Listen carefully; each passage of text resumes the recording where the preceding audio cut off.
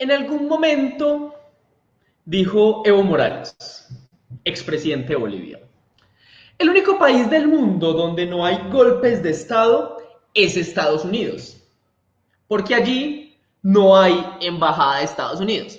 No hay que ser un genio para entender a qué se estaba refiriendo Evo Morales, a que los golpes de Estado en Latinoamérica han sido auspiciados por Estados Unidos desde sus embajadas en esos países. Y tenemos los de más ingrata recordación. El golpe de Estado en Chile, golpe de Estado en Brasil, golpe de Estado en Honduras, hace poco, ese nos tocó. Golpes de Estado en Argentina, golpes de Estado en muchos países, no solo latinoamericanos, sino alrededor del mundo. Deposiciones o sacar gobiernos, intervenciones humanitarias por parte de Estados Unidos para llevar democracia y sus valores occidentales a todo el mundo. Pero ¿qué pasa cuando eso sucede al interior de Estados Unidos? Qué pena, Evo Morales, pero parece que te hubieras equivocado. Porque el día de ayer asistimos a un espectáculo de intento de golpe de Estado en Estados Unidos por parte de los seguidores del presidente saliente Donald Trump, o como algunos llaman, una insurrección popular en defensa de la democracia. ¿Será insurrección popular? ¿Será golpe de Estado? ¿Será autogolpe de Estado? Vamos a mirar. Y para conversar sobre eso tenemos hoy nada más y nada menos que a Marco Teruggi, un argentino, sociólogo, periodista y que ha investigado un montón de vainas sobre realidades políticas latinoamericanas, que vamos a conversar con él sobre qué es esa vaina que está pasando en Estados Unidos. Y los invito a que le demos un aplauso de bienvenida a Marco Teruggi. Para eso dejo mi micrófono. Marco, un aplauso para Marco. Muchas gracias por estar acá. Marco, buenos días, buenas noches ya. ¿Cómo estás? ¿Cómo estás?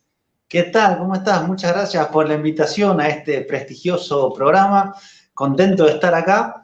Y te voy a dar una imagen que vi por ahí. Resulta que como las fronteras están cerradas en Estados Unidos por el tema de la pandemia, entonces no tuvieron más remedio que hacer un golpe de Estado en su propio país. Así que ya ves, no pueden con las ganas de hacer golpes de Estado. Y como no había otra, bueno, empecemos por casa, dijeron, y se lanzaron a un espectáculo que además es muy divertido porque todo lo que pasa en Estados Unidos es muy hollywoodesco, ¿no? Como si fuera una gran película. Ellos mismos son sus propios superhéroes ficcionados. Para más, no, la imagen de este hombre con esta suerte como de tapado sombrero de bisonte con los cuernos, ¿no? Bueno, todo es muy como entre lo grotesco, lo bizarro y lo Hollywood. Y es que eso se me recuerda como un meme que hay por ahí de un pelado rubio como súper lleno de venas. Y uno le podría colocar como Estados Unidos cuando hay cierre de fronteras y no puede hacer golpes de Estado alrededor del mundo. Así como... Marco, pero eso nos coloca en una realidad muy tesa que es lo que quiero preguntarte hoy, y es, ¿qué está pasando en Estados Unidos? En Estados Unidos yo he escuchado como que hay dos opciones. Hay una insurrección de demócratas, no del Partido Demócrata, sino de gente que defiende la democracia, que alegan que hubo fraude, porque Trump dijo que hubo fraude, que se roban las elecciones, que por tanto lo que están haciendo es defender la democracia. Tesis defendida en Colombia por el uribismo, María Fernanda Cabal lo ha dicho, que están defendiendo la democracia. Y la otra tesis es que están haciendo un golpe de Estado, es que intentaron boicotear la posición de Biden para que no se presentara y que hubiera un golpe de Estado. ¿Qué está pasando en Estados Unidos y qué pasó ayer? ¿Una insurrección de gente que defendía la democracia o un golpe de Estado antidemocrático? Bueno, qué pregunta. Es difícil poner titulares a las realidades tan complejas, la verdad. Viste, cuando hay un episodio tan denso y ves a alguien que automáticamente entiende todo, siempre hay que sospechar, ¿viste? El que tiene una respuesta muy sencilla e inmediata a algo tan abrumadoramente complejo, ese o miente o es una persona tan lúcida que de repente todos deberíamos escucharlo un poco más. Generalmente miente, digamos, ¿no? Mira, yo creo que hay varias interpretaciones. digamos, lo que es seguro es que defensa de la democracia no fue, eso me parece que no está, digamos, bajo debate.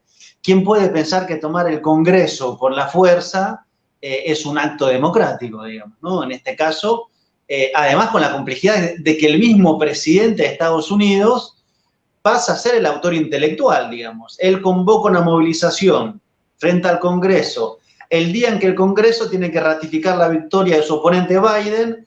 Ahí dice a sus seguidores, entre los cuales hay grupos armados, que no reconocen la victoria y que no hay que dejarse robar las elecciones. Acto seguido ingresan al Capitolio. Si eso es defender la democracia, bueno, evidentemente es complejo, pero todo está como complejo. No sé si vieron, hoy Facebook anunció que le suspendían la cuenta a Trump de forma indefinida. Dicen que de mínima hasta que asuma Biden. Bueno, eso tampoco es democrático. ¿Por qué una multinacional con acuerdos muchos con los demócratas puede suspender la cuenta de un presidente? ¿No se supone que hay una institucionalidad para hacer eso? Está bien, si a uno le cae mal Trump, dice, bueno, qué bien, lo suspendieron, pero uno se pone a pensar, pero ¿y cuál es el criterio para suspender? ¿Que es golpista? Bueno, si el criterio es golpista, tendría que haber suspendido un montón de cuentas en América Latina, digamos, y no lo ha hecho. Entonces, ahí evidentemente hay un tema, hay una multinacional que está acusada por monopolio, por uso de datos confidenciales, dirigida por un hombre que se llama Zuckerberg, que de repente dice, a partir de ahora yo digo que Trump ya no puede opinar. Entonces, eso tampoco es democrático. Lo que hay es una gran crisis, me parece, y la pregunta que yo haría es, ¿lo que hizo ayer Trump era un fuego artificial para su salida, marcando lo que sigue, o un real intento de golpe?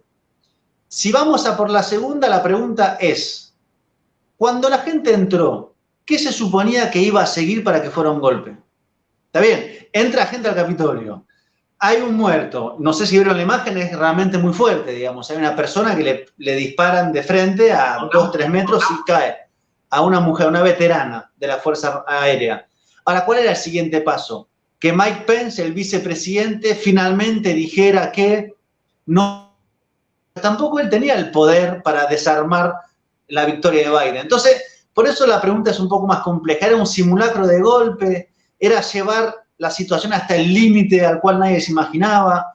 Me parece que por eso decir, bueno, fue esto, así como diciendo, listo, no hay debate, es medio arriesgado, digamos. Y después, cada uno lo usa políticamente. Está claro que los demócratas dicen fue una insurrección, eran terroristas, fue una sedición, hay que destituir a Trump, hay que ponerlo preso. Eso también es su propio juego político, digamos. Entonces ahí hay zonas de la especulación. Como la otra gran pregunta, ¿y por qué había tan pocos policías? Digo, si se sabe que hay conflictos, incluso en la ciudad estaban bajo alarma por posibles enfrentamientos, ¿por qué pusieron a 4 policías panzones en la entrada? Cuando se moviliza... Además, perdóname Marco, policías que se tomaban fotos con los manifestantes. Hay videos donde se están tomando fotos y se contrasta mucho con las imágenes de Black Lives Matter, donde a la gente que protesta le colocan fusiles en la cabeza y la tiran al suelo, a los latinos, a todas las personas que no pertenecen a ese centro de hegemonía un poco del hombre blanco gringo. ¿Qué pasa ahí? ¿Será que en Estados Unidos es diferente? ¿Te tratan como un ciudadano de primera o de segunda dependiendo de tu color de piel, incluso cuando protestas? Eso no hay duda, me parece. Ahora, también ahí es como todo es muy complejo. Primero está claro esto, si hubiera sido una movilización de Black Lives Matter, evidentemente el dispositivo, como lo fue el año pasado, hubiera sido militarizado seguramente, digamos. Y si te imaginas a 1.500 afroamericanos entrando en el Capitolio, te puedes imaginar el tipo de respuesta que habría, digamos, ¿no? En este caso hubo una suerte como de tratamiento muy con guantes de seda, digamos, ¿no? Tomando en cuenta lo que estaba pasando. Ahora, tampoco es, y acá viene la complejidad del análisis, no es que afroamericano igual pobre y blanco igual rico. Hay todo un sector en Estados Unidos que es lo que se llama la white trash, que es la basura blanca, en términos muy jodidos, como se le dice, que es todo este sector de población blanca que ha quedado marginada, digamos, ¿no? Que no es una minoría como tal, que no entra en los sectores que han triunfado, que se ha quedado sin trabajo, que nadie le habla, que vive desde hace mucho tiempo marginado. Bueno, El ejemplo más conocido, para poner un caso, era esta película de Eminem, ¿no? El pibe blanco que vive en una caravana, digamos. Bueno, ¿esos qué son? ¿No? Entonces está claro, en términos de la configuración de la policía, bueno, no es el enemigo interno. Pero en términos de clases sociales no es tan claro. Y por eso Trump es un personaje tan complejo. Trump es como un emergente, hay una crisis, ¿no? Esa crisis que se viene prolongando genera desocupación, cierres de fábricas, se van las empresas a China, a diferentes países de Asia, toda esta gente se queda sin trabajo, va quedando fuera, son los perdedores, si querés, ¿no? Trump llega y dice, bueno, yo voy a hablar en nombre de los perdedores para los perdedores, pero él es un millonario. Entonces, es una persona que detecta el problema, incendia el problema, le echa gasolina para que tenga más fuerza todavía, pero no tiene respuesta para ese problema. Es como una persona que dice, yo vengo a cambiar el orden, pero en realidad no quiere cambiar el orden. Entonces juega en una suerte de zona muy compleja de análisis, digamos, ¿no? Y ahí me parece que está el punto. Ahora, él emerge por una crisis y potencia la crisis, pero él no creó la crisis, porque si no el problema es Trump. Y ahí viene el análisis como que, bueno, nadie se hace cargo de que los monstruos los produce la sociedad. O la lógica del capital. Frente a eso hay algo, y es que el Partido Republicano lleva construyendo sus bases electorales durante mucho tiempo alrededor de grupos poblacionales muy definidos. El supremacismo blanco, los cristianos de ultraderecha y los nativistas, esos que creen que cualquier extranjero va a llegar a robarles el país, que suelen ser personas que niegan la historia de cómo los colonizadores gringos robaron el país en el este, en el occidente, cuando conquistaron toda la parte y asesinaron toda su población realmente nativa. ¿Qué va a pasar entonces con Estados Unidos? Porque eso que vos decís es muy interesante, es que a veces solemos hacer un análisis muy de buenos y malos, entonces los blancos gringos son los malos, los negros gringos son los buenos, y hay una realidad que escapa mucho más de eso, porque la realidad no es de esa manera. Hay intereses de clase, hay intereses raciales, hay intereses sexuales que todos están interconectados, y Donald Trump, sin lugar a dudas, le habla a ese sector de la sociedad. Le habla a ese sector de la sociedad, y ahorita hacía una publicación en Twitter que decía que llamaba a la violencia, pero que decía que esto apenas comienza, haciendo un llamado a una lucha de paz. ¿Qué va a pasar Estados Unidos con Donald Trump? ¿Se va a retirar o va a ser como un alto que se queda ahí toda la vida?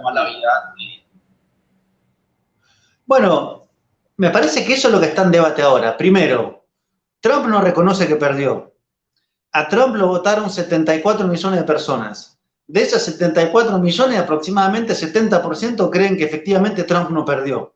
O sea, hay un sector de la población que lo sigue, que está muy movilizado, que está armado y que cree que Biden no ganó las elecciones y que descree del sistema electoral, que además es cierto, el sistema electoral estadounidense es por lo menos flojito de papeles, digamos, por lo menos.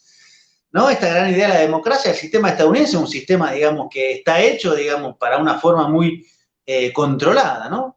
Entonces, todo ese sector de la población, Trump tiene ahí un caudal muy grande, político. Y eso es una disputa dentro de su partido, porque en el partido, evidentemente, hay sectores que quieren desplazarlo porque ven que empujó el límite demasiado lejos. Ahora, él es quien tiene, si se quiere, un liderazgo sobre un sector de la sociedad. Ahora, en términos electorales le fue mal, perdió la presidencia y perdió la Cámara de Representantes y el Senado. Perdió todos los poderes. Entonces tampoco es que electoralmente le fue tan bien. Entonces ahí, en esa superposición de análisis, la otra pregunta es, ¿y qué pasa con la sociedad? O sea, ¿qué pasa cuando una sociedad se va como separando en partes y enfrentándose? Bajo lógica estadounidense, digamos, ¿no? O sea, hay cosas que uno la ve y es como alucinante, digamos. Hay una senadora que asumió que su spot de asumir es cargando una Glock, poniéndosela dentro del pantalón y diciendo yo voy al Senado armado. Una cosa que es, imaginémonos un senador en América Latina que diga yo voy con mi fierro cargado al Senado porque es mi derecho. Una cosa pero bueno, eso es normal allá, es así, digamos. Entonces, yo creo que Biden va a tener dos temas principales. Primero, intentar reconstruir internamente algún tipo de ordenamiento, de diálogo, ¿no? Esta idea de que los demócratas son como progresistas neoliberales. Entonces, Tiene un discurso como más del orden de lo social, del reconocimiento de las minorías y de los diálogos y la integración, etcétera, etcétera, pero neoliberales hasta el tuétano y evidentemente imperialistas, digamos, ¿no? Es imposible en Estados Unidos separar las cosas. Pero a su vez tiene que recomponer afuera. O sea, hoy la imagen de Estados Unidos internacionalmente es pero mucho más catastrófica que cuando estaba Bush, que ya era muy mala. Pero hoy ninguno puede mirar con seriedad a Estados Unidos y decir, no, bueno, Estados Unidos es el ejemplo de democracia. Entonces, lo que va a tener que hacer la nueva administración es un proceso de recomposición hacia adentro y hacia afuera. Hay que ver si se puede. Me parece que esa es la principal pregunta.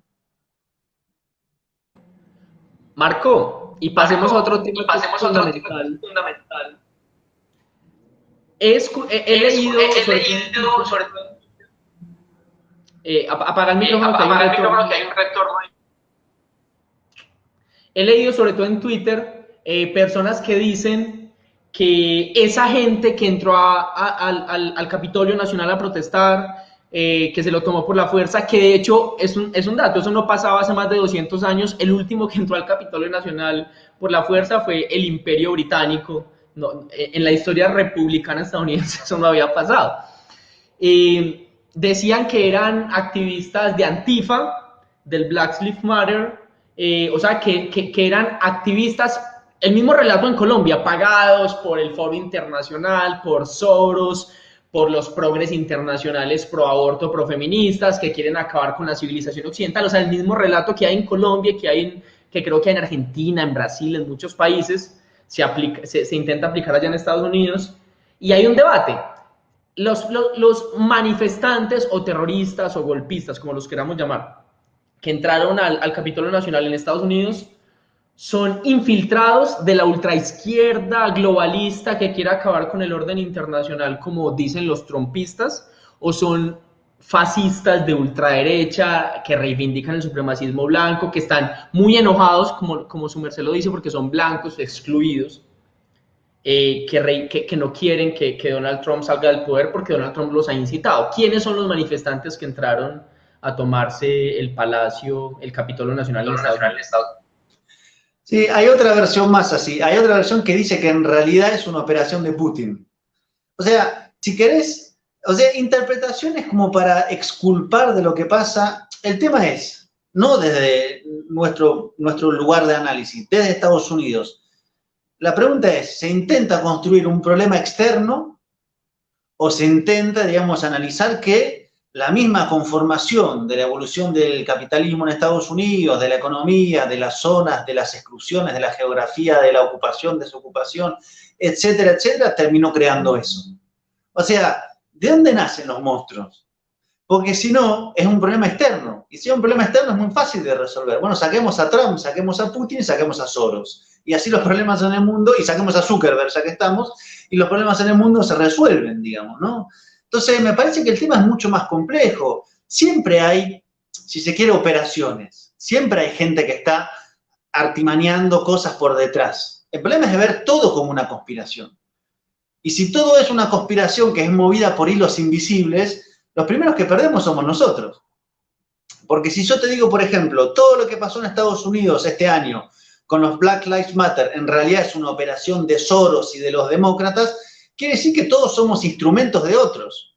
Y finalmente no podemos decidir nada. Y si no podemos decidir nada, no podemos cambiar nada. Entonces, a mí la teoría como de la conspiración llevada al límite, me parece que es un problema, porque nos quita posibilidad de transformar las cosas. Porque finalmente, simplemente, o nos damos cuenta que somos utilizados, o somos tontos que no lo sabemos. Pero entonces no se pueden cambiar las cosas. Entonces, me parece que ese es el primer punto, digamos, ¿no? Porque seguramente es cierto, hay gente operando, y seguramente algunas cosas no salieron del todo bien. Yo no sé si Trump se esperaba a ese desenlace final.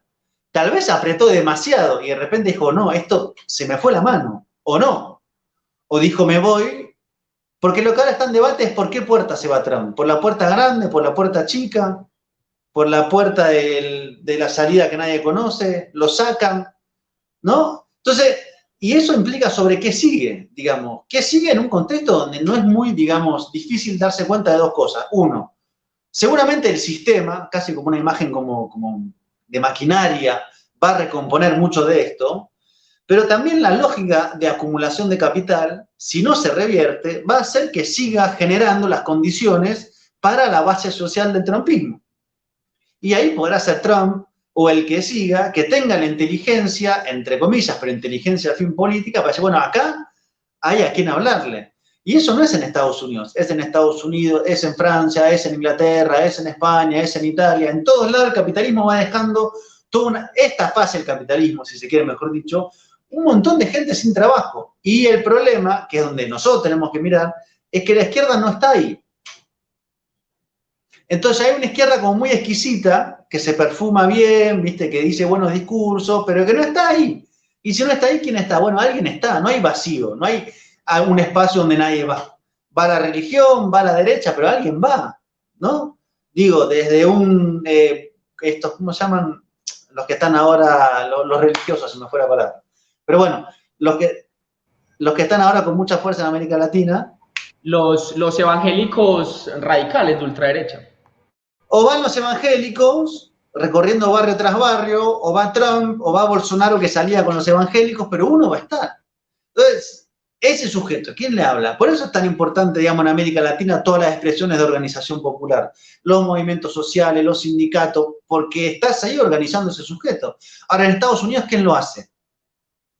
Los demócratas de Washington, no. Trump lo hizo, Trump vio el problema. Claro, después él lo usa a su favor. Esa es la trampa. Esa es la trampa de las derechas. Ahora, el problema no es la derecha, que es un discurso que se escucha mucho. El problema es que hay un sistema que está generando esto. Entonces, si nosotros decimos hay que impedir que la derecha venga o alcance el poder político, pero seguimos manteniendo la misma lógica de generación de quienes votan a la derecha, tenemos un problema grande. Me parece que ese es el debate de fondo. Que no es sencillo, pero me parece que Trump lo tiene bastante claro. Marco, y te hago una pregunta frente a eso que tú estás diciendo. Voy a decir una cosa. Cuando publiqué la imagen de la entrevista que iba a tener hoy contigo, varias personas me escribieron tanto a Instagram como en Facebook diciéndome que esa entrevista no era pertinente. Alguien me decía, no, es que esos son los típicos distractores para olvidarnos de los problemas de nosotros, que esos son problemas de otras personas y así no pensamos a Latinoamérica, no pensamos a Colombia. Y a mí me surge una pregunta y es, ¿por qué seguimos siendo tan provincialistas? Me parece que es un poquito eso. Provincialista es un término que habla de que yo creo que mi realidad es la única que importa y yo la extrapolo al resto del mundo.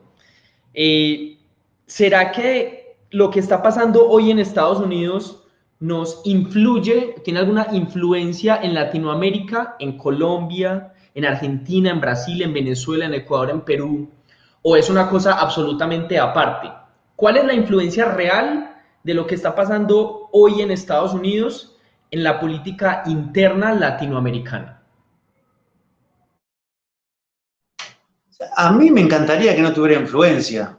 Digo, ¿qué más desearía que pase algo en Estados Unidos como si pasara en un país remoto que finalmente no tiene ningún tipo de impacto sobre nuestras realidades? El problema es que no es así, digamos. Nosotros en América Latina somos lo que en términos geopolíticos se llama el área vital de Estados Unidos.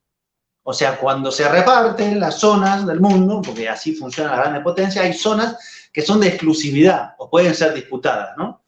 En todo caso, son zonas que las grandes potencias o los imperios tienen muy claras que son la zona que tienen que manejar con exclusividad. Entonces, más aún en el caso de Colombia, con el grado de involucramiento, de relación, para usar un término que había en los 90 en Argentina, carnal que hay entre la política de las élites colombianas y Estados Unidos, quienes de ahí cambian. No quiere decir que cambien los objetivos necesariamente, pero va a cambiar la forma de abordaje. Ahora, lo que está claro es que América Latina, en la concepción estadounidense, es un espacio que debe servir a los intereses de Estados Unidos. ¿Qué significa eso? Que dentro de los intereses de Estados Unidos está que América Latina, uno, nunca se desarrolle, que es una palabra no del todo exacta, pero digamos, que tenga una industria propia, una economía con un horizonte propio, una soberanía política, sus propias relaciones internacionales, sino que América Latina siga siendo, digamos, primero un espacio disgregado, balcanizado, totalmente separado, y que Estados Unidos mantenga relaciones con cada uno de los gobiernos y que eso tribute a un plan estadounidense, digamos. Si no, digamos, pensamos, vemos que somos parte de la agenda de una gran potencia que nos analiza, nos estudia, manda sociólogos, psicólogos, economistas, trabajadores sociales para entendernos, para poder, digamos, operar sobre nuestras realidades, tenemos un nivel como de inocencia muy grande respecto a cómo están actuando. Y ahí yo te diría una cosa, y a quienes nos escuchan. Trump es una persona muy compleja en cuanto a lo que expone como ideas, ¿no? Esta idea de, bueno, esta nueva derecha, el protofascismo. Ahora, no es que el Partido Demócrata ha sido más benevolento en su política exterior. De hecho, la política exterior de Obama fue muy difícil, digamos. Hubo un debate en la campaña presidencial donde, digamos, Biden le decía a Trump, bueno, pero vos separás a las familias en la frontera. Y Trump le decía, bueno, pero ¿quién inventó eso? Fueron ustedes. Entonces, es una, digamos, una disputa donde hay que darse cuenta, digamos, que ahí hay dos grandes expresiones partidarias de un sistema común, y ese sistema común está pensando que América Latina tiene que tener un rol para su propio interés. Por eso no quieren que venga Rusia a invertir, que venga China a invertir. Entonces, estamos absolutamente tocados por lo que pasa ahí, así como estamos tocados por lo que pasa en China. Lo que pasa es que no tenemos la costumbre de analizar a China, porque no sabemos qué pasa allá, porque vos te metes en internet y no hay casi información, y toda la información que hay es información que te viene desde los medios de prensa hegemónicos que repiten lo que quieren que se diga de Estados Unidos. Entonces, no estamos aislados, no somos como islotes. Me parece que eso es lo que justamente nos quieren hacer ver. Hay, digamos, necesidad de integrarse, si no, no habría tanta política. O sea, bajo Obama hubo golpe de Estado en Honduras, golpe de Estado en Paraguay, golpe de Estado en Brasil. Digo, el golpe de Estado en Bolivia no es que fue condenado por el Partido Demócrata. Ahí hay intereses muy comunes. Entonces, yo creo que tenemos que analizarlo y ver cómo nos estudian y también cómo nosotros tenemos que construir una política propia regional. O sea, es imposible relacionarse. Quieras o no, mira, así sea por concepción política estratégica, que digas, bueno, nosotros en América Latina tenemos que unificarnos porque venimos de una historia común y tenemos un destino común. O porque veas que en el mundo actual, país por país, es muy difícil relacionarse con las grandes potencias, los grandes bloques, como sea que lo veas, tenés que empezar un espacio de unificación. Así sea para negociar economía, para negociar tratados o para negociar las vacunas. ¿Por qué la Unión Europea negoció las vacunas de conjunto y en América Latina cada país negoció por separado, como pudo? En vez de juntarse como bloque latinoamericano y decir, estas son nuestras condiciones, este es el precio, negociemos. No, nos tienen así separados. Marco, con eso que estás diciendo, yo pienso mucho en algo, y es, una vez el expresidente de Uruguay, se me fue el nombre en este momento, a Pepe Mujica, a José Mujica, le preguntaron qué opinaba de la unidad latinoamericana. Y Mujica dijo que era absolutamente necesario unirse porque si Uruguay negociaba con China de manera aparte, China se lo llevaba por delante. Pero si Latinoamérica unida o Suramérica negocia con China, tiene unas condiciones distintas. Y eso, decía Pepe Mujica, debe ser en cierta medida independiente de la tendencia política ideológica del gobierno de turno. Para explicar esto, uno puede referirse a Francia e Inglaterra, que estuvieron tanto tiempo en la Unión Europea que ahorita pues Inglaterra salió, el Reino Unido. Toda la historia de Francia, Inglaterra y otros países europeos son echándose bombas y fusiles y bala entre ellos, pero se juntan para negociar como bloque. Hay un bloque europeo, hay un bloque estadounidense, los Estados Unidos que es un bloque, está Rusia, está por ahí China, están diferentes bloques a nivel mundial, pero Latinoamérica sigue insistiendo en que no. Y si aquí alguien habla de unidad latinoamericana, ya lo acusan de manera peyorativa de chavista. No, es que eso es comunismo, eso es una cosa, eso es lo que decía Chávez, o eso es lo que decía Correa o Evo Morales. ¿Cómo lograr romper esos paradigmas?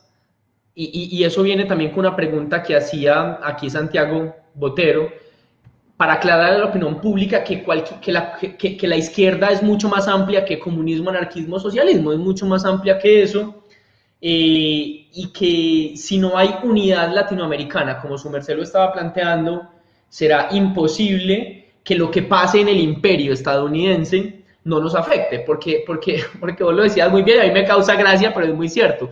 Ojalá lo que pasara en Estados Unidos no nos afectara.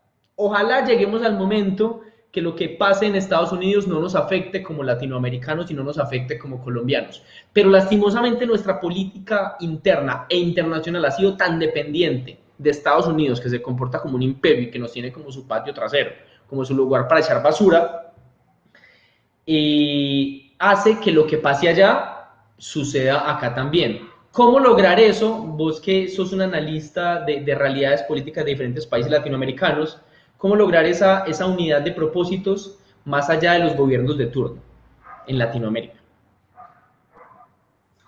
Sí, una cosita antes.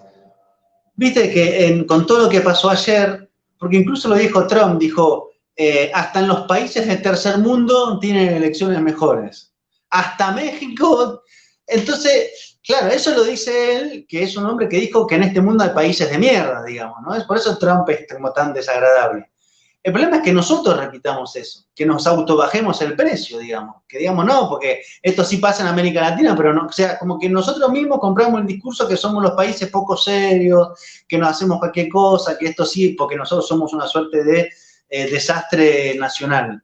Y ahí, si yo veo, digamos, la democracia estadounidense, el que quiera investigar a fondo, que analice cómo funciona el sistema electoral estadounidense y vea cómo funciona un sistema electoral, no sé, en Uruguay o en Argentina. En Colombia está complicada la cosa. Se va a dar cuenta, digamos, que no es que hay un modelo que ahí hay que seguir, digamos, ¿no? Pero es como que nosotros mismos compramos el discurso y eso es muy propio de una operación que hace la derecha, en sus medios de derecha, ¿no?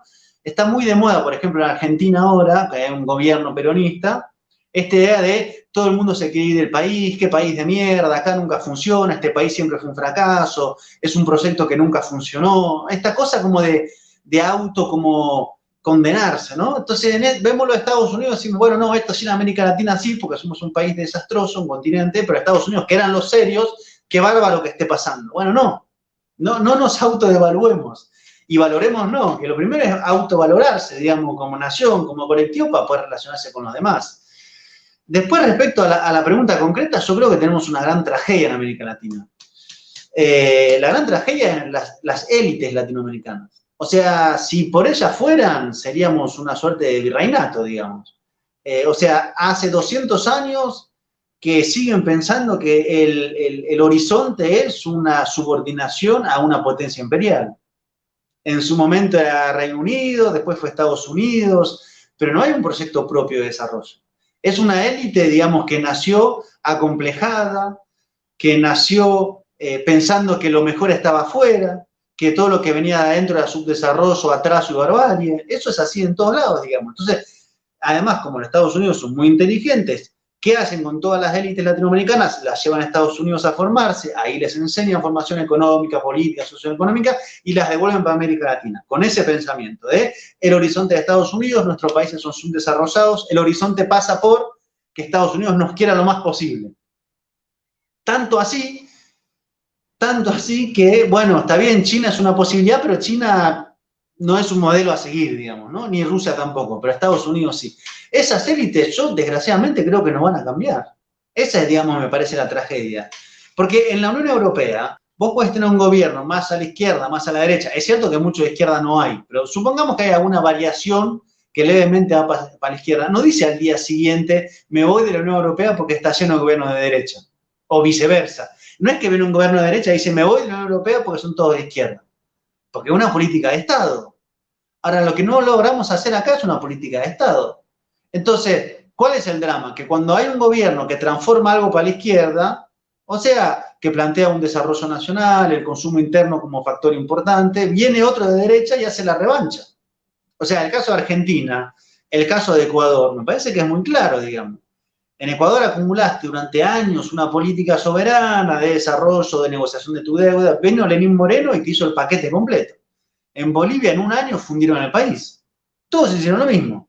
Se fueron de los mecanismos de integración latinoamericana, se fueron al Fondo Monetario Internacional, fueron a sacarse la foto a Washington. Es como una plantilla, ¿viste? Bueno, hola, tengo que llenar una serie de casilleros para ser de derecha. ¿Qué tengo que hacer? Fondo Monetario, Washington, hablar mal de China, de Rusia y de Venezuela. Listo, con eso más o menos cumplí con el requisito, me van a querer.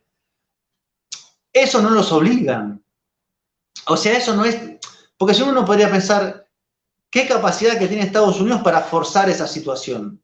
Yo creo que lo más triste es que no es una situación forzada.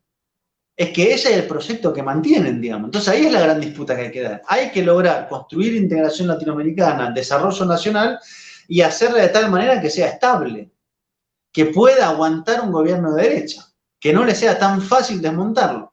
Y ahí tiene que ver con la institucionalidad, tiene que ver con lo legal, tiene que ver con las constituciones, tiene que ver con una serie de pasos para que cuando venga uno a hacer una revancha, sea una forma de contenerlo. Porque si no, te desterra. O sea, privatizar una empresa es fácil, es rápido, da dinero. Renacionalizarla es complicadísimo. Entonces, así vendes un país. En México, en Argentina, lo vendieron en pocos años. Reconstruirlo es muy complejo. Entonces, me parece que ahí está. Ahora, nuestras élites, me parece que son lo más atrasados que hay en América Latina. Contrariamente a lo que dicen ellas, que los atrasados somos nosotros. Pero no hay nada más, hasta Angela Merkel, que de izquierda no tiene, solo tiene la mano y el pie izquierdo, dice, me llama la atención cómo en América Latina los ricos no pagan nada.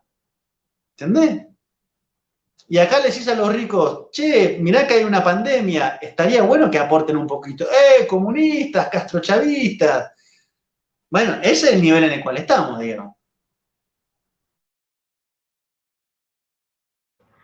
Eso es demasiado chistoso porque, claro, es que aquí la derecha en Colombia, si vos propones cualquier política redistributiva, mínimo, o sea, que los ricos o las ganancias más grandes en Colombia paguen más impuestos, ya te sacan todos los muertos del comunismo, ya te sacan todo el chavismo, ya te sacan a Maduro, ya te sacan a todo y es como, Dios mío, yo estoy hablando de que el Grupo Aval pague impuestos, de que el Grupo Aval no se robe la plata y de que las pensiones de los colombianos sean para los colombianos y no se queden en grupos privados, pero no, te sacan toda la historia y vaya que uno le saque la historia de la muerte de Álvaro Uribe, de todos los gobiernos de ultraderecha en Colombia para que te digan resentido, para que te digan que estás muy joven, que no naciste en esa época y que tenés que leer.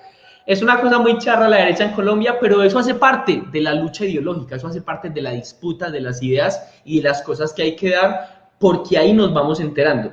Marco, para terminar esta entrevista, quisiera hacerte una pregunta. Estados Unidos tiene una lógica de imperio. De imperio, los imperios son aquellos estados o empresas o cualquiera que sea capaz de imponer su modo de vista, sus valores, sus realidades económicas, sus requerimientos al resto del mundo. Estados Unidos, después de la Segunda Guerra Mundial, se consolidó como la potencia económica y militar en el mundo. Y si usted es potencia económica y es potencia militar, es potencia además diplomática, con el derecho a veto que tienen 5 potencias en Naciones Unidas y demás. Pero Estados Unidos hoy no tiene la misma capacidad diplomática y ni la misma capacidad económica que tenía después de la Segunda Guerra Mundial. Estados Unidos sigue siendo únicamente preponderante a nivel militar. Estados Unidos es la mayor potencia militar del mundo. Pero Estados Unidos, todos los analistas dicen que está cayendo como imperio. Que China, Rusia, India, anteriormente se hablaba de los BRICS, la iban a reemplazar como imperio. Pero la historia también nos enseña que ningún imperio cae por las buenas. Ningún imperio cae sin pelear por mantener sus posiciones privilegiadas frente al resto del mundo. ¿Qué nos espera en Latinoamérica, en Colombia y en el resto del mundo con la caída de Estados Unidos como imperio y el hecho de que Estados Unidos posiblemente vaya a arreciar la guerra por el agua, la guerra por el petróleo, para mantener su posición privilegiada y no perder sus condiciones de ser el mandamás en la comunidad internacional o el pelado de la banda de barrio que tiene el arma más grande? ¿Qué nos espera ante la posible caída de Estados Unidos como imperio dominante en el mundo? Sí, agregaría una cosa a lo que dijiste. Hay una dimensión también de Estados Unidos que era una dimensión hegemónica en términos culturales, digamos, ¿no? El mito estadounidense. Ese mito ahora está absolutamente en crisis, digamos. Me parece que ese es un punto central. O sea, ¿cuándo fue la última vez que el mito estuvo tan en crisis? Bueno, con la guerra de Vietnam. Y ahí hubo que recomponer, hubo que volver a tejer.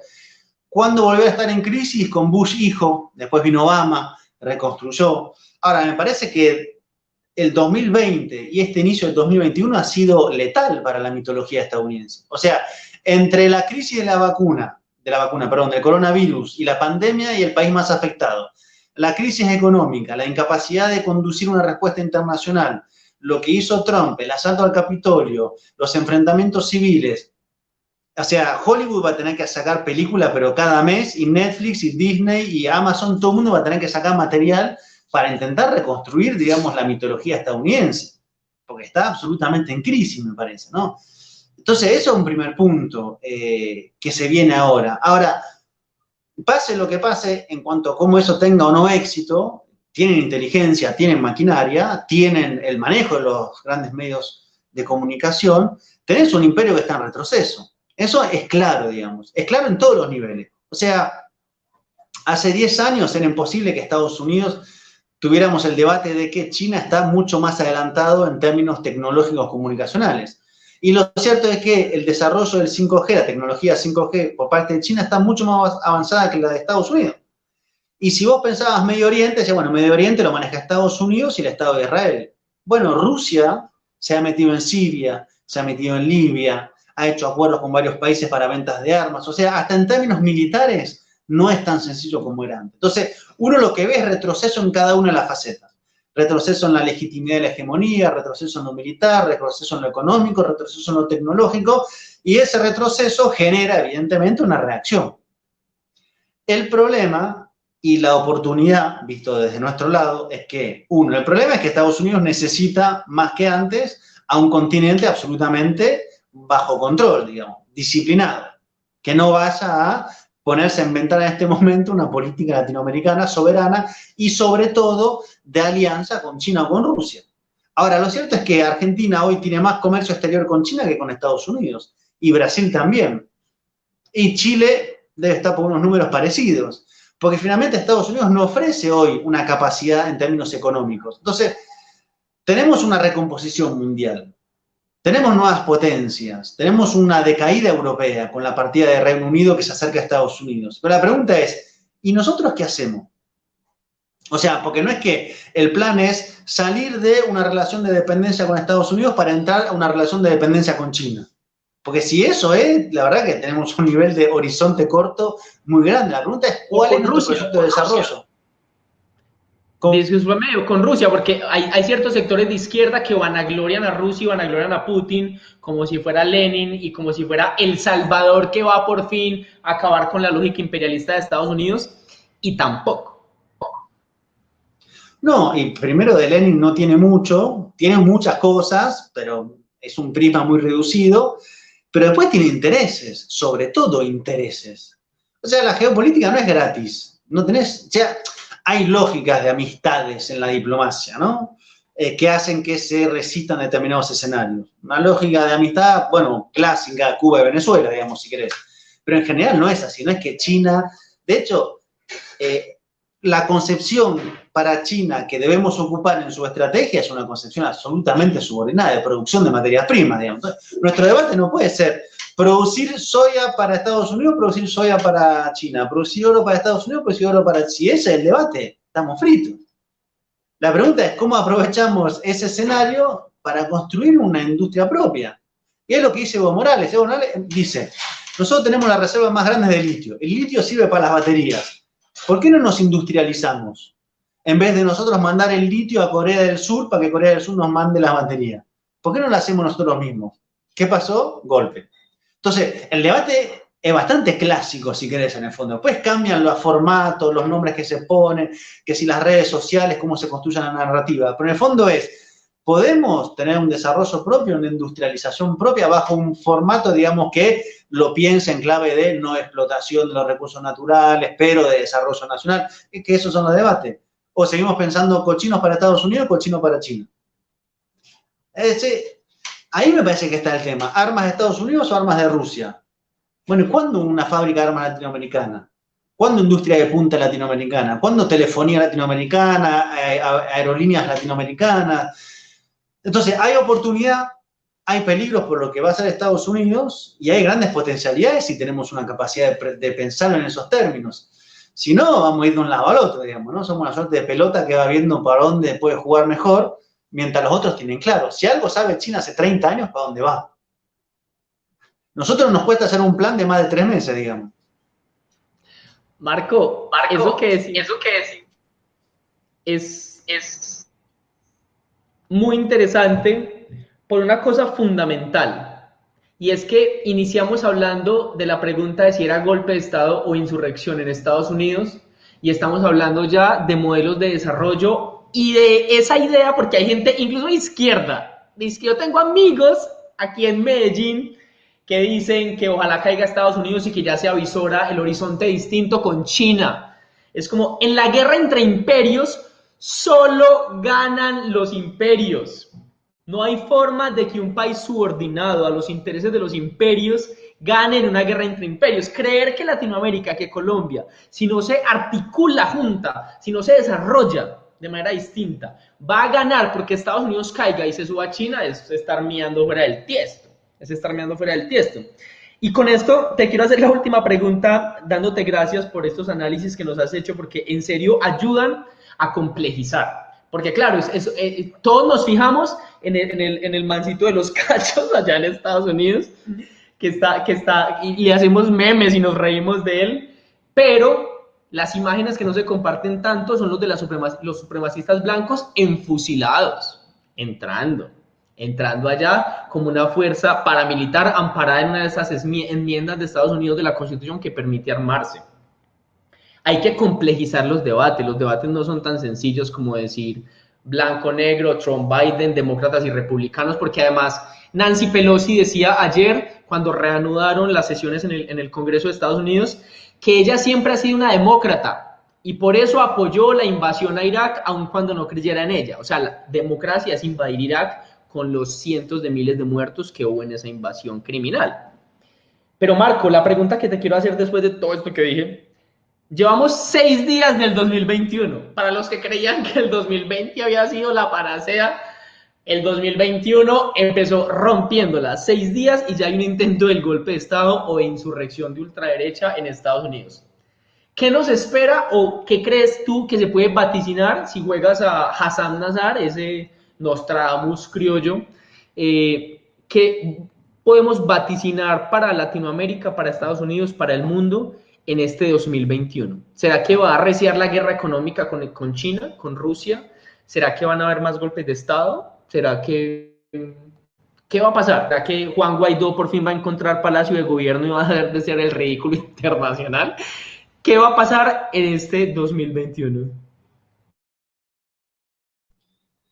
Entre los tantos memes que circularon había uno que decía: Venezuela reconoce al loquito de los cuernos como presidente de Estados Unidos. De eso hubo un montón. ¿Qué va a pasar? Que los búfalos ya tienen presidente, un montón de búfalos marchando. A ver, primero, digamos, para no sobreideologizar el debate, lo que mueve gran parte de las cosas es la economía está en crisis, digamos. El único país que va a crecer este 2020, que ya terminó, o sea, que creció, fue China, digamos. Todos los demás decrecieron a tasas muy fuertes, digamos, ¿no? Países que llegaron al 10%. Entonces, tenés una economía en recesión y hay una urgencia, como una suerte de pelea de carrera entre los contagios y la vacuna, digamos. ¿Quién va más rápido? Si la tasa de contagio o la capacidad que tenés de vacunar para ir adelantándote. Eso va a definir en gran parte cómo se puede o no reactivar la economía. Porque si se reactiva y vuelve, cierto, como respiro, suponiendo que haya, digamos, un respiro hacia abajo también, no solamente de arriba, bueno, te da un marco determinado. Si eso no pasa y se sigue apretando la cosa, tenemos otro escenario, digamos. Porque como bien decíamos, si las grandes empresas no quieren aportar y siguen fugando el dinero y nuestra gente está bajo nivel de pobreza más grande, informalidad, sin capacidad de aguantar, tenemos una situación muy compleja. Entonces, eso va a ser un primer punto. Eso va a depender de si logramos vacunar y empezar a reordenar la economía, en un contexto complejo, digamos, ¿no? Entonces eso va a ser vacuna, pandemia, economía, que son tres cosas que están intrínsecamente ligadas. Esperando que la nueva cepa, hasta ahora parece que sí, puede ser combatida por la vacuna que ya conocemos. Entonces eso va a ser un punto. Ahora, en ese debate hay que repensar, este es el momento de las oportunidades, digamos. ¿Cómo hacer, digamos, para no depender de que, por ejemplo, es un debate que recorre el mundo, de que si necesitas una mascarilla urgente no la tenés que ir a buscar a China, la tenés que producir vos. Esto de acortar las cadenas de producción. Eso va a ser por un lado. Eso me parece que va a ser la tónica del debate. Dentro de eso hay, si se quiere, zonas de conflicto muy alto, ¿no? Zona de conflicto muy alto, Medio Oriente, Irán, ahí tenés un eje que está siempre en movimiento. Ahora, el enemigo estratégico de Estados Unidos es estratégico. O sea, quien le representa una amenaza es China, digamos. Y eso va a recrudecer, bajo diferente presentación, bajo diferente ritmo y forma de plantear el enfrentamiento, que si es militar en el mar sur de la China, que si es vía Hong Kong, que si es vía la matriz de los uigures, que si es vía la guerra económica, pero eso va a seguir. Ahí está centrado la gran pelea hoy estratégica. Y esa alianza, a su vez, que se genera entre China y Rusia, esta Eurasia, como gran espacio de potencia, también es la otra gran amenaza que se gesta. En ese marco, América Latina, para ir cerrando por ahí, creo que estamos de alguna manera logrando salir de la gran contraofensiva de las derechas, por lo menos en varios países. Ahorita hay elecciones en Ecuador el 7 de febrero, puede que gane Arauz, sería una gran, digamos, bocanada de aire también. Eso permitiría ir reconstruyendo el mapa latinoamericano. Habrá elecciones en Chile, complicado, pero hay que ver si se puede pelear y cómo, con qué tipo de unidad. En todo caso, ya no es más esta ofensiva de las derechas. Así como estaba, está en disputa, es inestable. Pero digamos, este año terminamos con una victoria en Bolivia, la verdad que fue como una gran, como fuerza continental, digamos, ¿no? Una victoria épica en términos muy sencillos. Eso, digamos, permite repensarnos. Y sobre todo aprender de los errores y pensar cómo reconstruimos la UNASUR, la CELAC. Digo, hay un tema muy claro. Hoy las elecciones pueden ser un momento de desestabilización. Acá, en Estados Unidos, en Ucrania, en Bielorrusia, a donde se te ocurra. Hay un mecanismo muy bien aceitado que se va multiplicando, que es utilizar ese momento como el punto para intentar un quiebre. Entonces, si nosotros en América Latina, sabiendo eso, seguimos dependiendo de la OEA de Luis Almagro, es como ir con una pelea con un enemigo al lado de uno, digamos. Tenemos que reconstruir un árbitro latinoamericano para las elecciones, para no hablar más de Almagro, porque se sabe para qué juega, cómo juega y de qué manera. Entonces, eso me parece que son los desafíos más importantes que tenemos, y después ir avanzando en los espacios que se pueda, digamos. Si es la UNASUR, el ALBA, en qué tipo de acuerdo, por dónde, pero hay que ponerse a plantear un mediano plazo. Somos muy inmediatistas en nuestras vidas, en nuestras planificaciones económicas. O sea, por eso te decía, China no piensa en los próximos 2 años. ¿Por qué a China no le importa si hoy en Argentina hay un gobierno de derecha o de izquierda? Porque está pensando en los próximos 40 años. Y tiene una serie de proyectos y de pasos que dar. Entonces, si el gobierno es de derecha, pero continúa en la posibilidad de los acuerdos, la cosa sigue, digamos. Y hay un plan, y hacia ahí avanzan. Ese plan se ha modificado en parte. Ahora están más pensando en el desarrollo interno, por lo que fue el impacto de las cuarentenas y los cortos, digamos, de comunicaciones y transporte mundial, que en la gran lógica de expansión. Pero igual van a trabajar los dos tiempos. Por eso insisto, nuestra pregunta es por nosotros, y esa es la pregunta más interesante. Y ahí hay que retomar las tradiciones más antiguas de la independencia, pero pensarlo en el siglo XXI. Me parece que tenemos todo por hacer. O sea, y cierro ahora sí con esto, no hay ningún espacio hoy en el mundo que venga de 20 años de ensayos de transformaciones, movimientos sociales, gobiernos populares, integraciones, etcétera, que no sea en América Latina. O sea, ¿en qué otro país en los últimos 20 años ha habido procesos de izquierda, progresistas, nacionales y populares, como cada uno prefiera llamarlo? Agarremos el mapa completo. Saquemos lo que está pasando en España, que es una suerte como de coalición más centrista que otra cosa. ¿Dónde hay una alternativa, una propuesta, una idea renovadora, un horizonte? Hay nacionalismos, un nacionalismo ruso, nacionalismo chino, hay nacionalismos.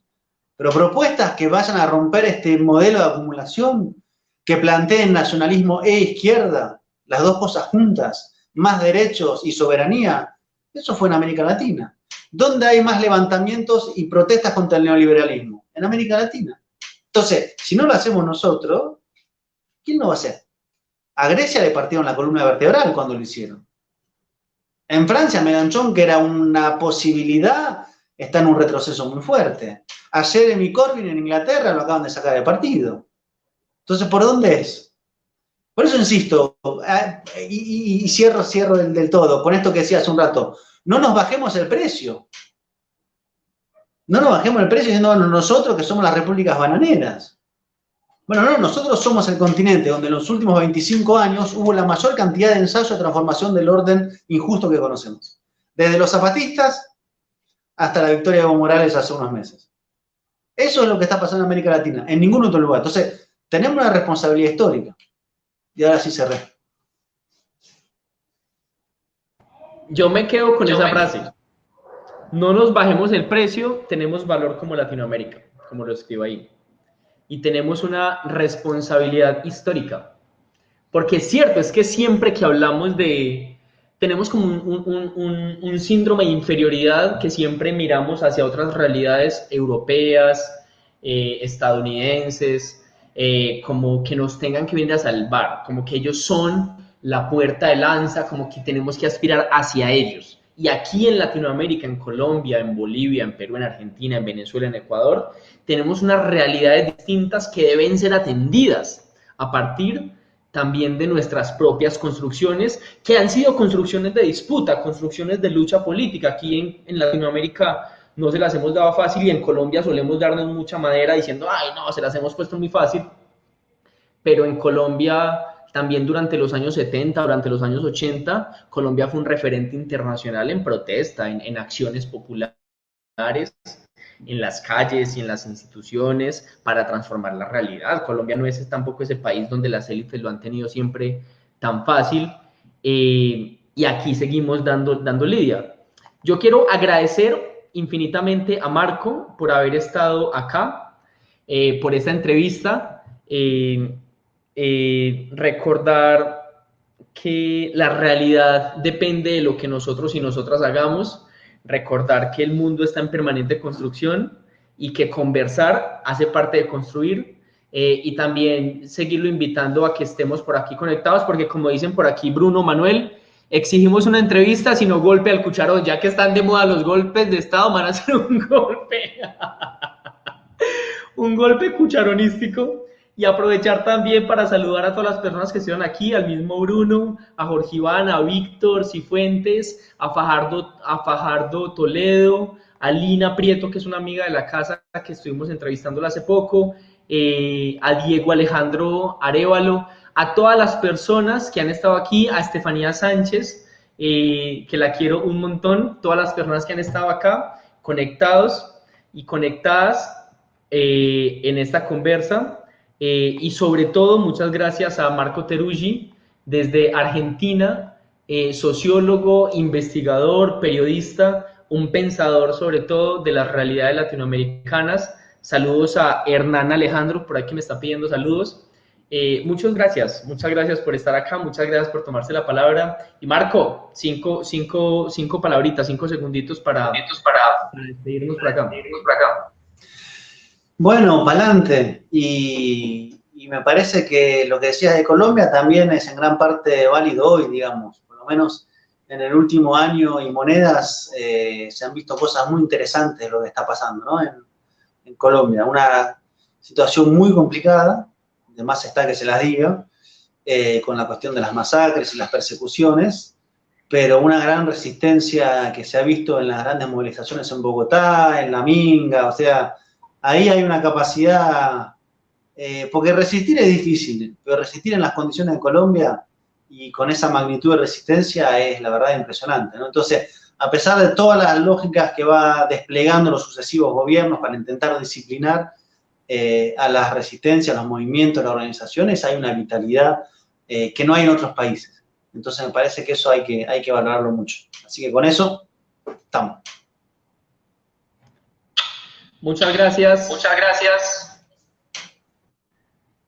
A Marco por estar acá, muchas gracias a todos y todas. Y recuerden, aquí noticias, periodismo freelance de derecha, venceremos. ¿O no? Bueno, quién sabe.